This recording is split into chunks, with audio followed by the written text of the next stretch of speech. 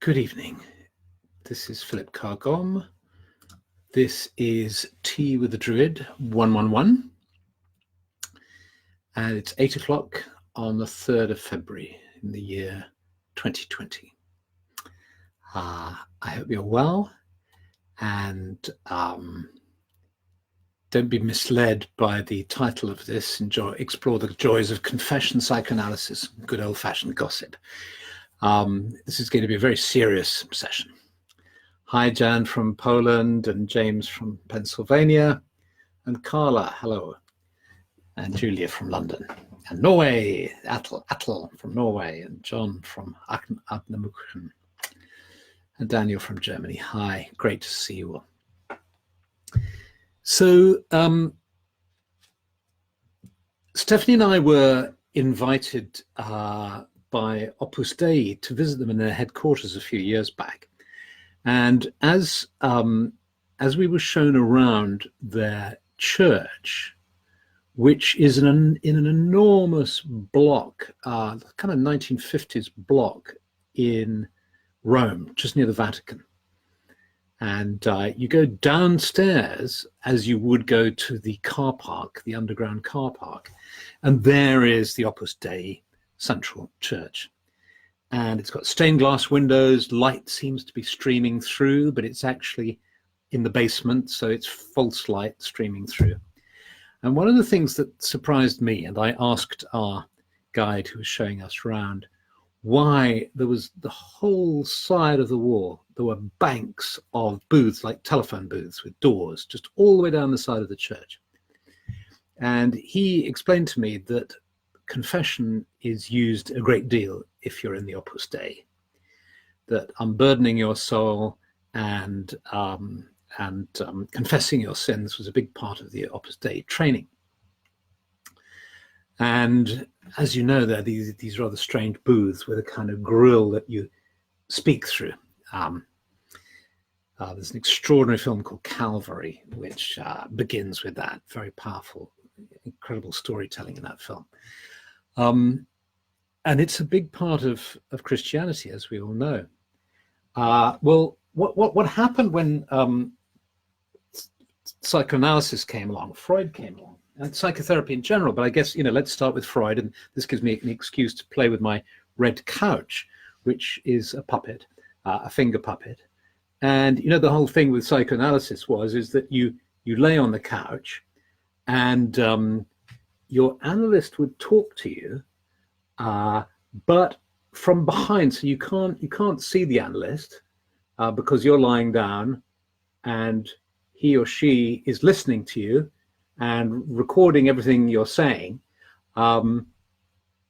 but you're not distracted by looking at their face. So he's not peering over you like that, or even like that. He's actually or she is just to the side of you there, and you unburden yourself.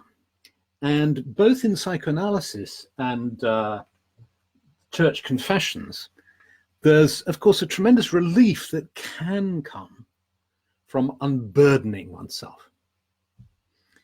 And that's, I guess, what is appealing about gossip in a way.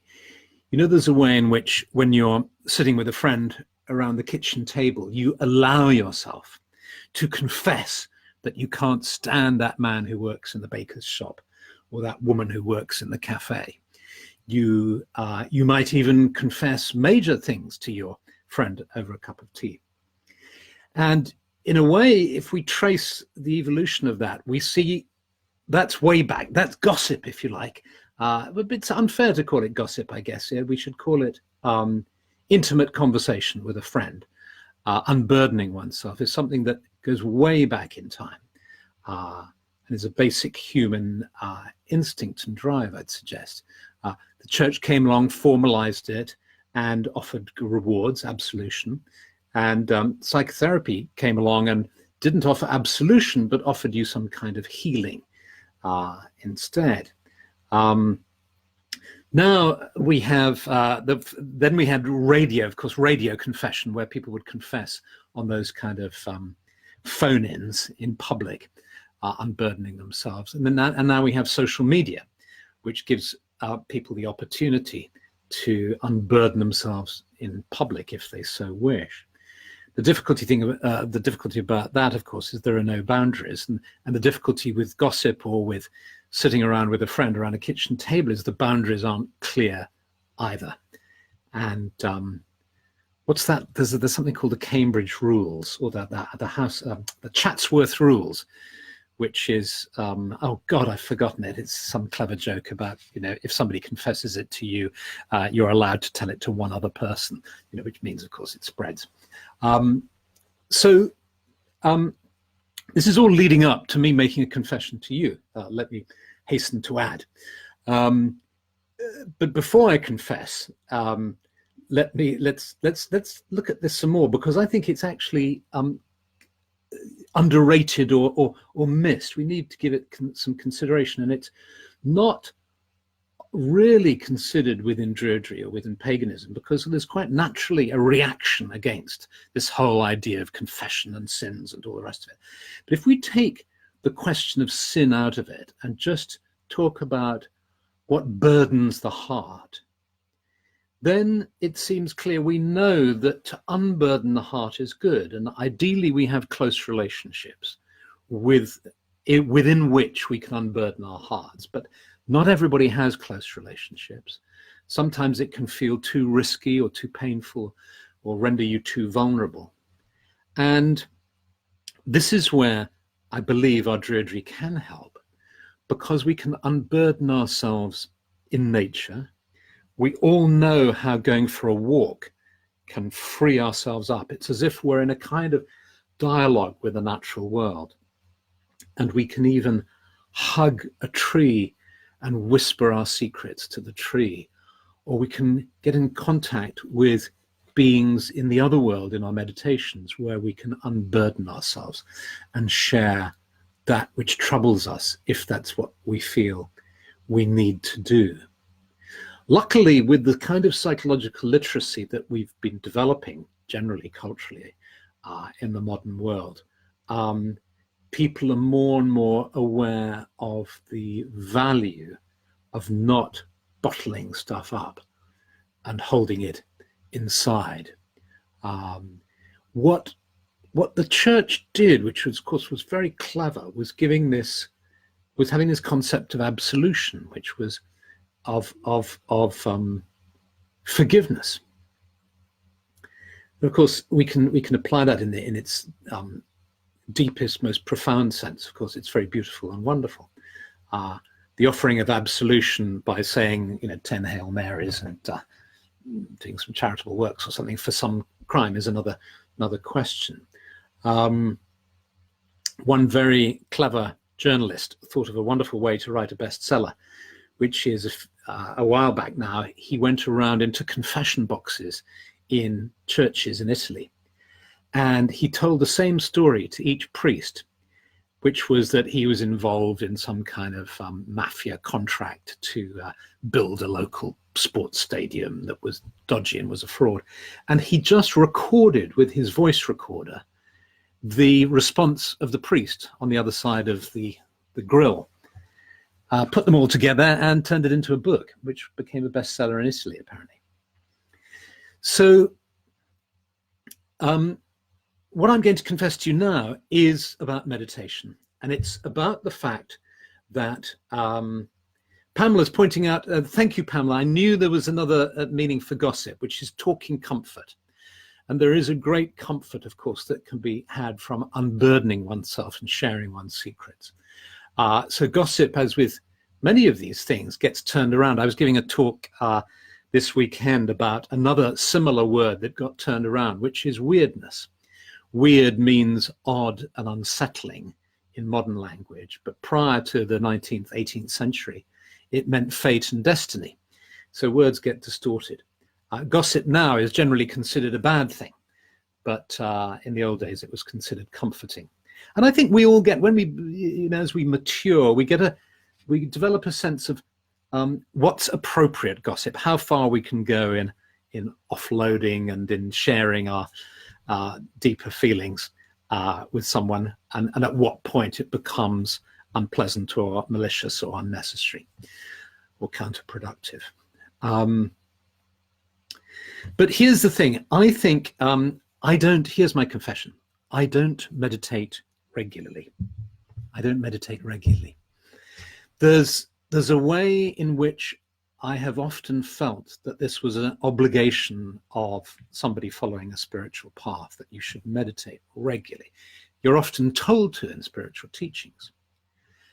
But what I've found is that I just can't keep it up. And my life moves in waves and cycles. And so I will feel drawn to meditating, and then I'll meditate every day for a number of days, weeks, or months. But then at some point, life will take me in some other direction. My energy, my attention, my psychic will be perhaps drawn outwards, and I'll be really focused on a creative project. And I won't meditate for days, for weeks, or for months. And what I find so interesting is the way that we create rods for our own back. We create rules that to live by, which obviously have a value in terms of helping us navigate and speeding things up. You have a rule that, you wake up in the morning and you have breakfast or something. You have various rules to keep you going, so you don't have to make a huge, big decision about everything. But they can so easily become rods for our back, which takes me back to that Opus Dei headquarters, that church in Rome. Is not only where were the members of Opus Dei confessing like crazy in all those rows of booths, but they were also beating themselves in the evening and having that little tight thing around their thighs with little teeth that would bite into the thigh to stop having to try and control your lascivious thoughts. So again, rules. And so I wanted to share that with you to get it off my chest, and in case it was applied for you as well. And I'd like to hear whether you meditate regularly too. Do tell me whether you have found over the course of your life that it helps you to have a rule that says, I will meditate regularly, to give you the discipline that you need to keep going,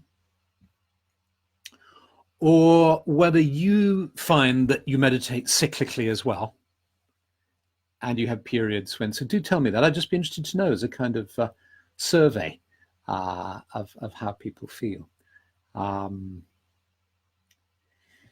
So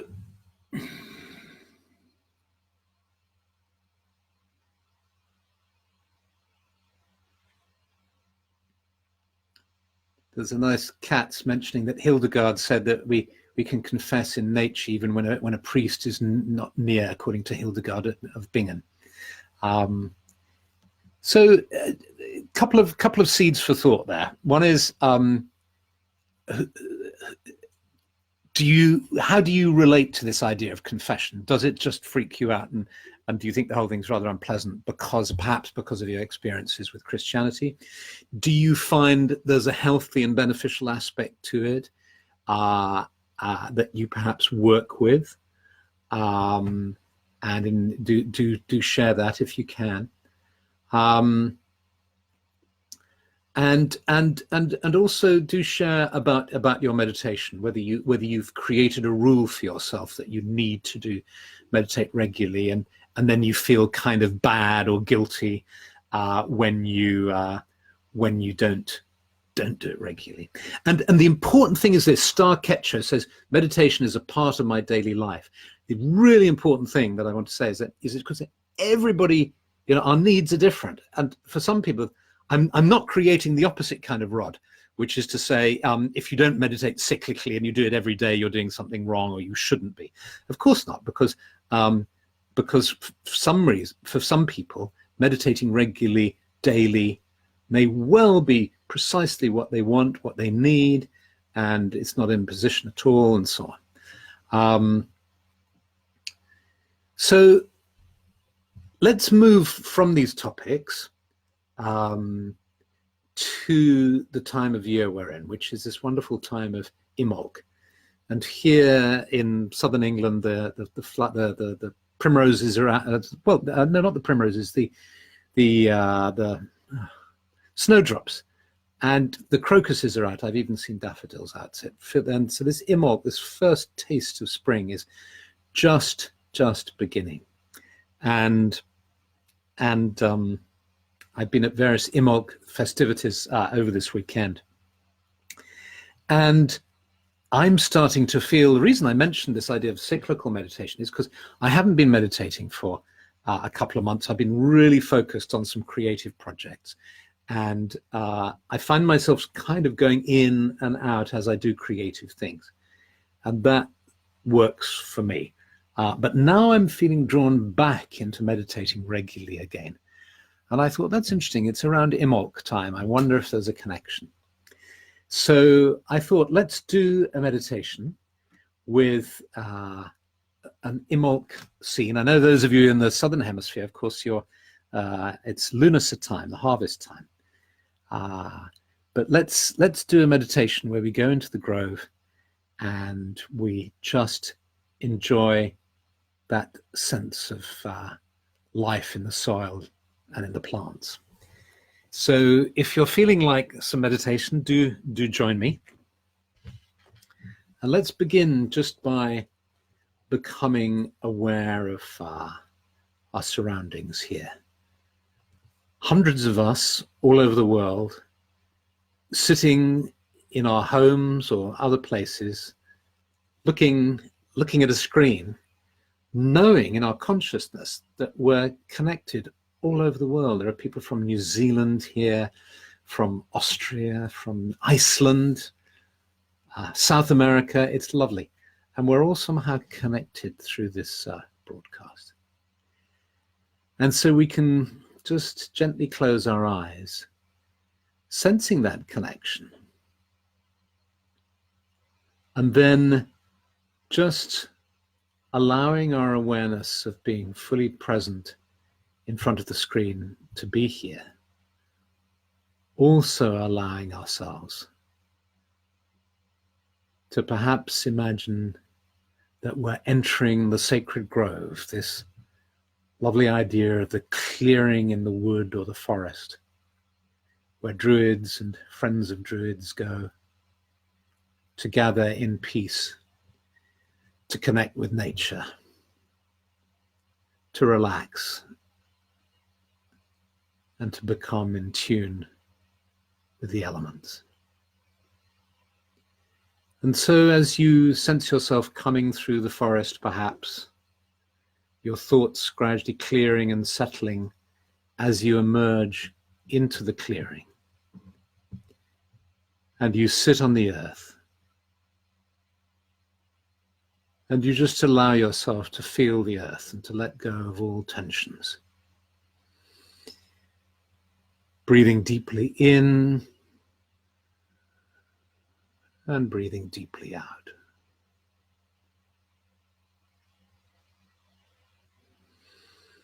Some nice long deep breaths.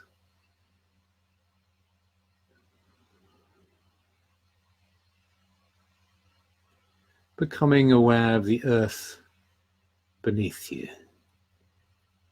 Sensing all the life in the soil. The rocks, the minerals and crystals, the creatures in the earth, and the moisture in the earth. And you can feel the energy of the earth gently rising up into your body, bringing with it a sense of stability and tranquility.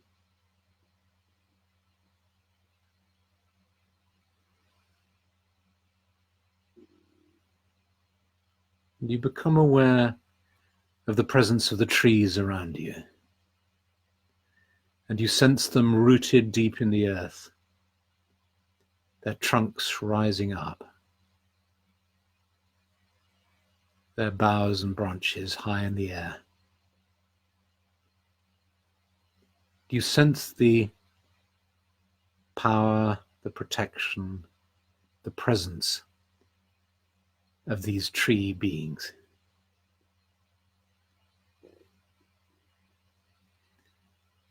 And as you breathe in, you notice that you're breathing in through your nose the smell of the trees and of the forest.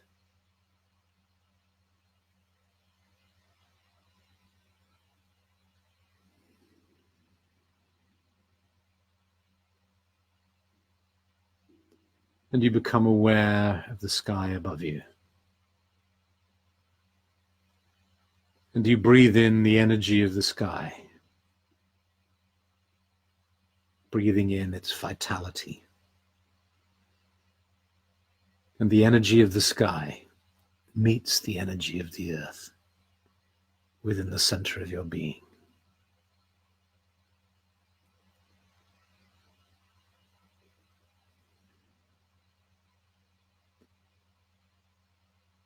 And now I'd invite you just to imagine that you're opening your inner eyes and you're seeing a tiny plant growing in front of you, just a few feet in front of you on the ground. And just enjoy looking at it and being with it.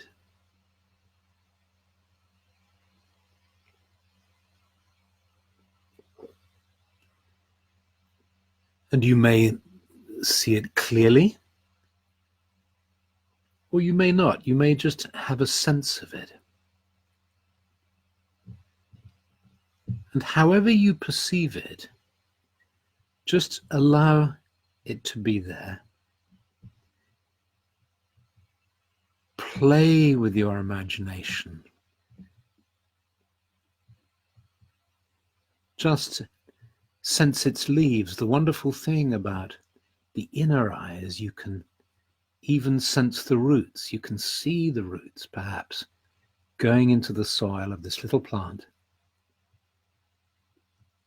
And you can empathize with it. You can sense the way it's growing in the earth, the way it's drawing up this incredible strength in this tiny plant that enables it to draw moisture up. Just tune into that strength for a moment.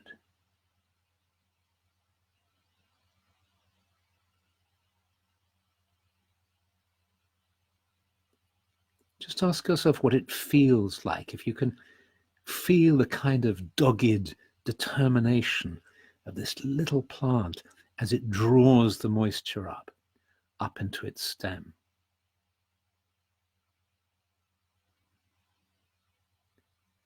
And notice how, as you sense that determination, you might feel your heart opening.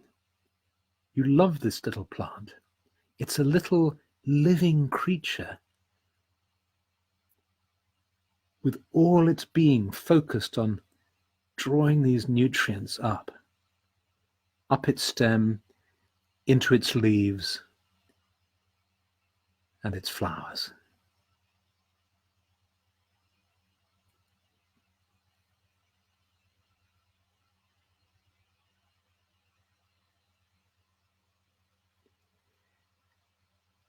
And allow your feelings of admiration, of gratitude, of benevolence, of care.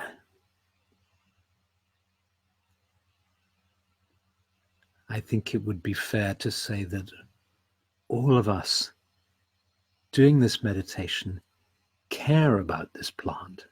We love this plant.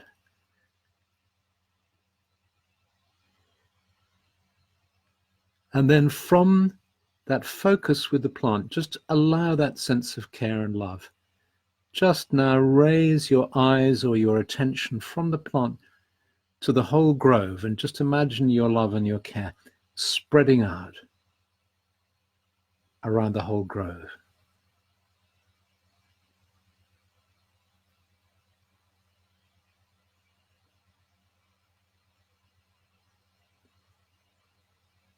And you might sense your companions in the grove, seated in a great circle.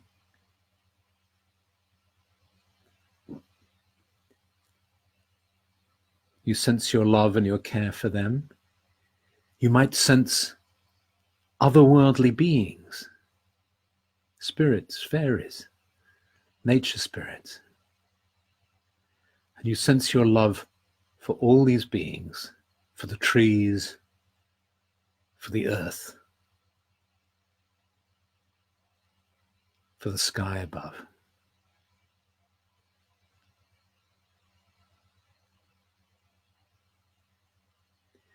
May all life be blessed. May all beings be blessed.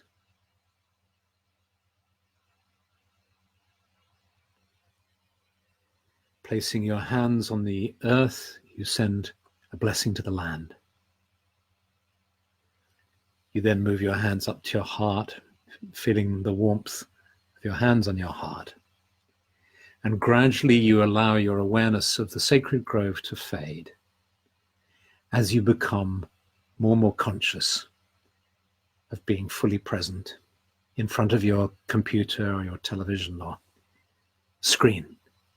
Just allowing your awareness of the grove to fade, becoming fully present here and now, eyes open.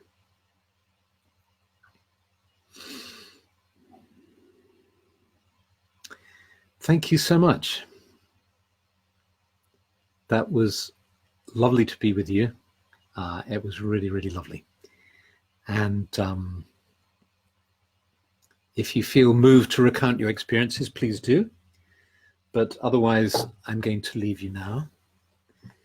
Those of you who are in the Private Magicians Club know that in a few minutes, there will be a live broadcast there and a longer time for us to be together.